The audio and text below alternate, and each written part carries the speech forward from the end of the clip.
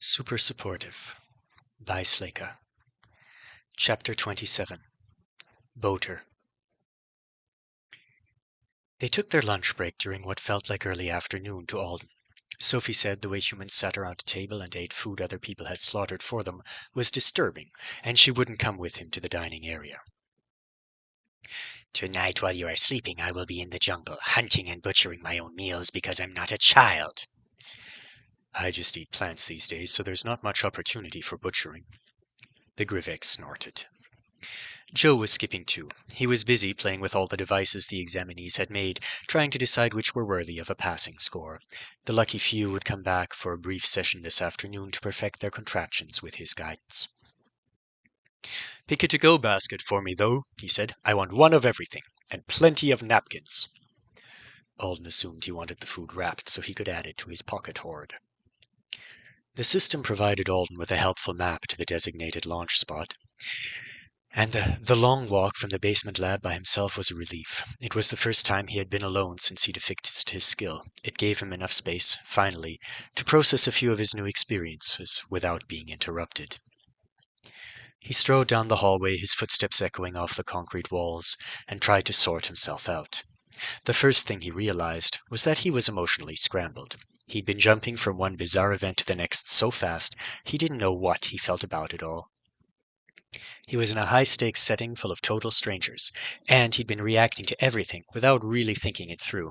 He needed to ground himself, so he started by trying to address the problem that freaked him out the most. Knowing he couldn't refuse to follow quest-related orders was bothering him way more than he'd ever imagined it would. Nobody had even given him a command he would have objected to yet, with the possible exception of the instructions to take the various pills, but he still felt trapped. The very fact that people like Joe and Petit Quol could control him made it hard for him to behave normally around them. Or maybe his personal normal in this situation was vastly different than he'd assumed it would be. "I didn't expect to be scared of them." It wasn't just nerves, though he'd tried to tell himself so several times.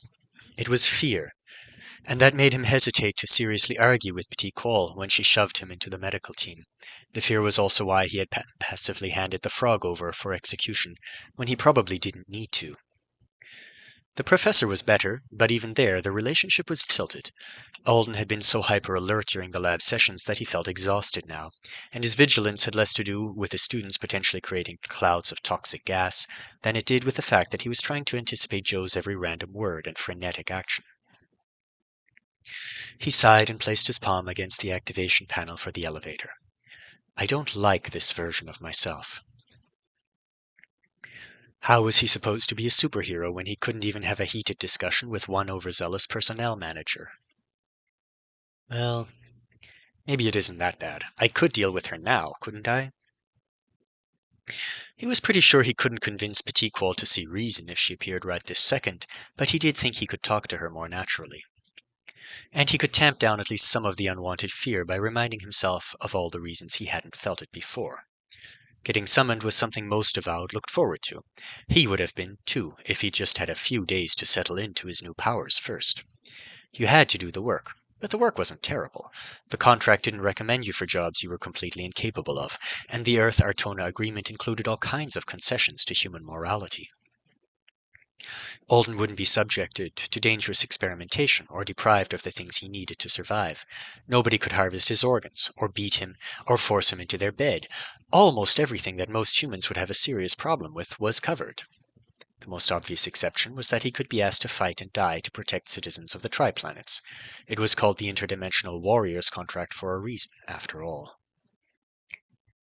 The Artonans' mother planet, Artona 1, had some of the resource worlds had a demon problem.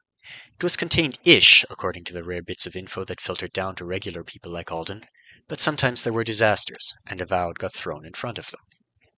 That was most likely what had happened to Hannah.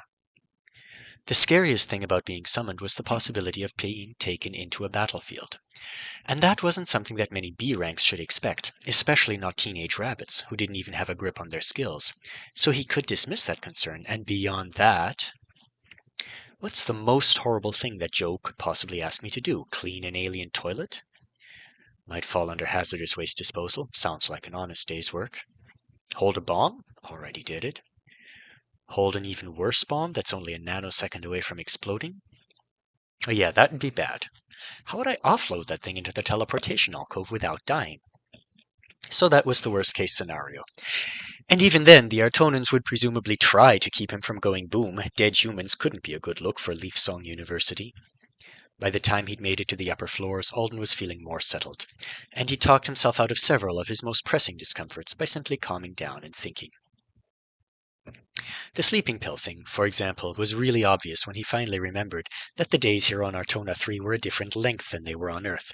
They should be a bit over 26 hours long, and the Artonans who lived here measured time in increments that were not quite half hours. There were 54 of them in a day, weren't there? Curious, and with no clocks inside, he decided to talk to the system. Hey, what's the local time, approximately, and what time is it back home?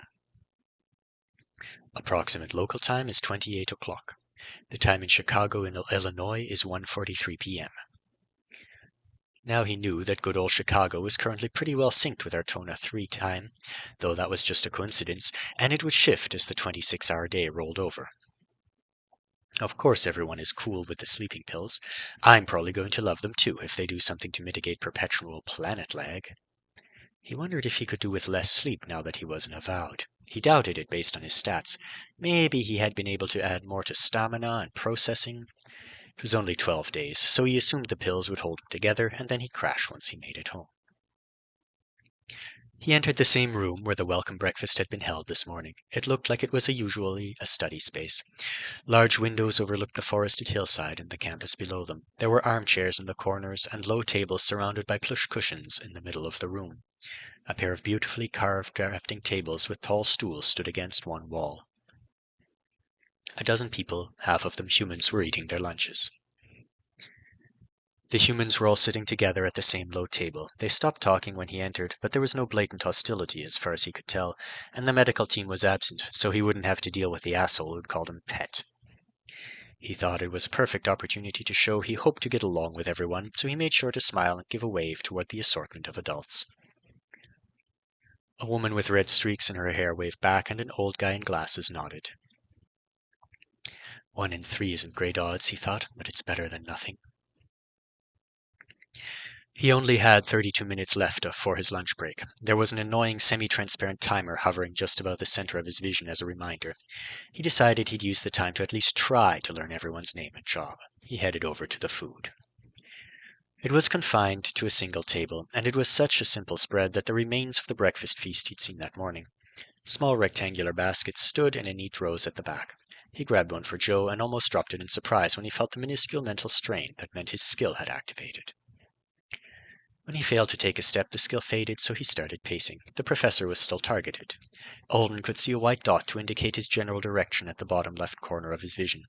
And the last thing he'd said was that Alden should grab him a to-go basket. But that was several minutes ago, and Joe was all the way down in the basement. This is great, Alden thought. The fact that he could be entrusted with something that wasn't even in the same area as his target was amazing.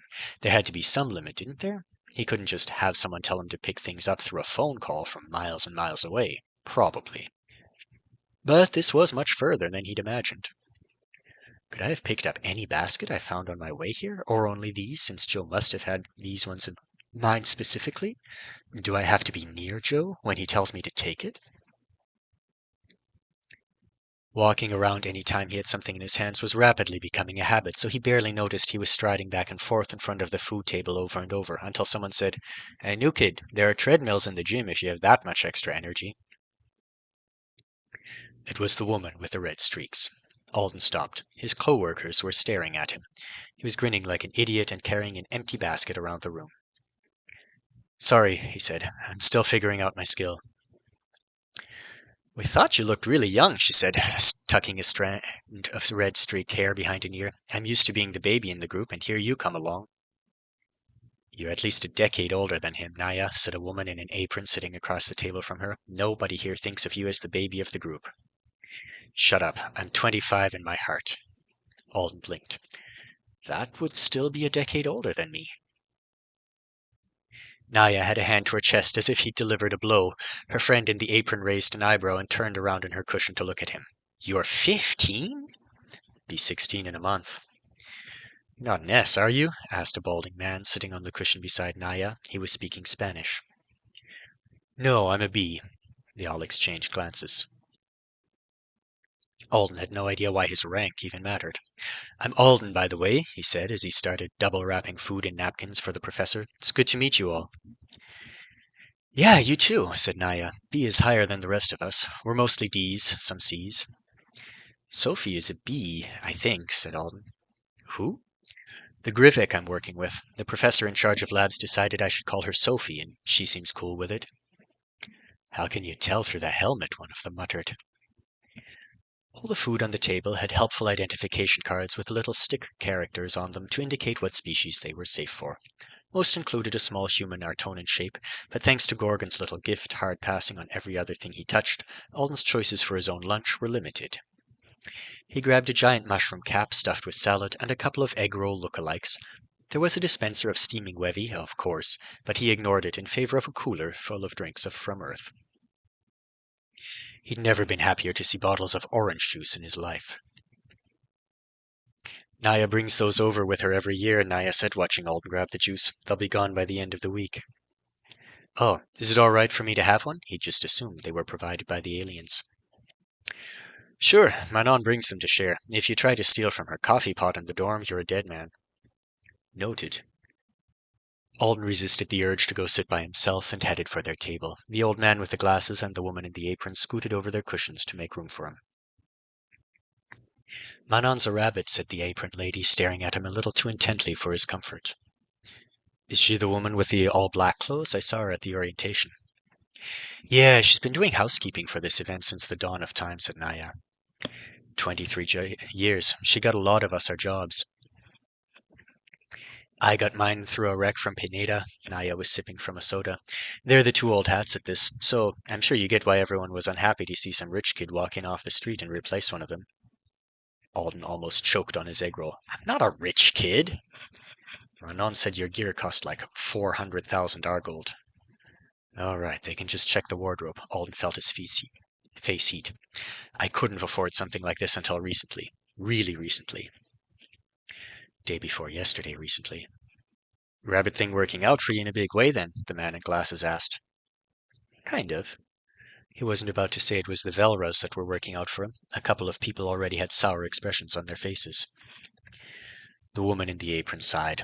It's just hard to swallow. We all got our yearly invite for this event a couple of weeks ago, but a few people who all usually made the list didn't this time. And then when we got here, we hoped we could talk Marquis into letting them come, but she's retired. That's the Artonan who used to be in charge of foreign staff for the university, said Naya. But now they've decided to get students a chance to use events like this for extra credit projects or whatever. It's bad for our boater. The students don't understand how we do things. If the faculty weren't so used to having us around, Batiqual would probably have an entirely different staff this year. We'd all be out of a job.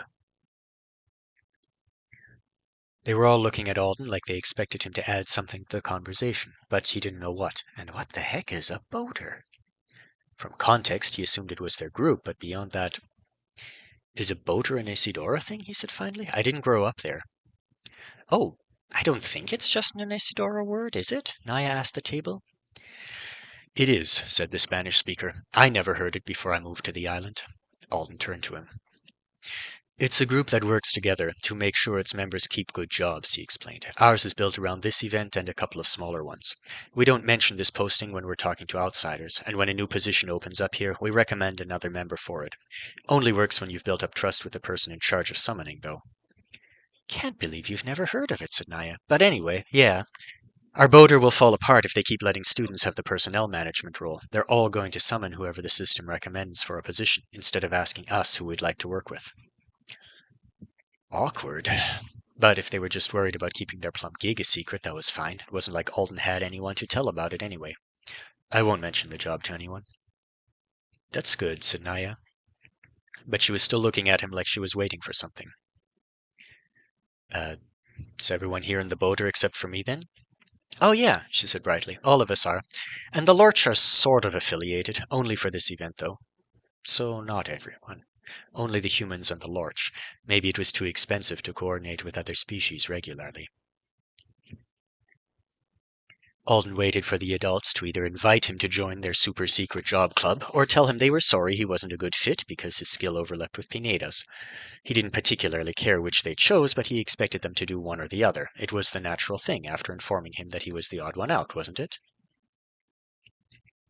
But they just kept exchanging glances with each other. What is it? He thought. I'm right here. I'm not psychic. His lunch timer was ticking down, so he shoved another egg roll in his mouth. Whatever was in them tasted a lot like steak, and he was determined to eat as many as he could before he had to go. Maybe they expect me to apologize, he realized. That wasn't really reasonable, since Alden couldn't help being summoned, but it didn't cost him anything, and he didn't want conflict during his next 12 days. He'd take any olive branch he could get. He swallowed. I'm sorry about Pineda. I'm not confident I'm the right fit for the medical team anyway. Don't have any experience with that kind of thing, and I told Boutique all that, but I could talk to her again. It would give him an opportunity to practice being himself around her. It's not like that would do us any good, said the woman in the apron. Right. There's no way she's going to listen to you, said Naya. Manon already tried to talk to her about it right after orientation, and it was a nope. Doesn't that mean they tried to get me fired from one of my jobs? Sort of. He understood it was because of their friend, and he didn't mind, since he didn't want or need the medical team position, but it still seemed like the kind of thing you shouldn't just casually tell someone. Well, he said, standing up to get more egg rolls, let me know if there's anything I can do. You live in F City, kid? The old guy asked while Alden was loading his plate. He had just shoved another half an egg roll into his mouth, which gave him time to think. He could say he hadn't registered and given up his citizenship yet. It wasn't like he was in the wrong for waiting until the last minute, but the vibe here was already off. Nobody was being too much of a jerk, but they definitely weren't warm and welcoming. They hadn't even given him their names when he told them his. Obviously, they were still a little pissed. He didn't need them to think he was a possible future supervillain as well. Well, if they would think something like that, what a rabbit wheelin' even do? Fold napkins angrily? He swallowed. I haven't found a permanent place yet. I'm applying to schools in Apex. Not a lie. But they'd probably assume he was staying in the intake dorms. Teens arriving at the island had to live there for a while, if they didn't transfer directly into a school. Fancy, said Naya. You think you have a chance of getting into a feeder school there? Even if you're not applying for the hero programs, admissions can be pretty cutthroat at B rank. Unless you have good connections, the woman in the apron suggested. Yeah, that would be helpful at B rank, do you? It was on the tip of Alden's tongue to say, no, of course I don't. After all, he didn't have any connections he planned to use. He intended to stay under the Velra family's radar as much as possible from now on. And it would be gross to call someone like Clyde Zhao or Hannah's mother and ask them to get him into a hero program if he couldn't make it on his own merits. But he hesitated before saying as much. He felt like he was being judged, and he suddenly realized why. They're only asking me things that would help them decide if I'm an important person or not. He went back over the conversation in his head. The members of the boat had asked about money, and if he was getting a lot of work as a rabbit, and they'd asked about rank, and if they'd asked if he lived in F City, which sounded harmless, but was probably loaded given the way Anesidor was divided, and the fact that B's sort of floated in between the high and low rankers. And now they were checking to see if he had connections. Any one of those things wasn't necessarily suspicious, but all of them together was kind of uncomfortable. Maybe it was an avowed thing, but Alden doubted it. The only adults he regularly interacted with were teachers, neighbors, and Aunt Connie's friends. You couldn't really count Gorgon. Normally, by now, someone would have asked him what he wanted to be when he grew up, if he had a girlfriend, if he played sports, or what his parents did for a living. Adults trying to get to know you almost always asked one of those things or a variation on them. They're not socializing, he concluded. They're trying to stick me in some kind of servant's pecking order. Even if he was only half right, it was so soap opera he almost expected to hear dramatic music playing in the background. I've got some friends who can help me out, he said finally. I went to Selena North with them just the other day. One of the deans talks exactly like that guy who spoke first at the orientation this morning. He watched their faces. There was nothing really obvious in their expressions to indicate that they cared one way or another, but the apron lady's smile was definitely fake when she said, That's great. The campus there is gorgeous.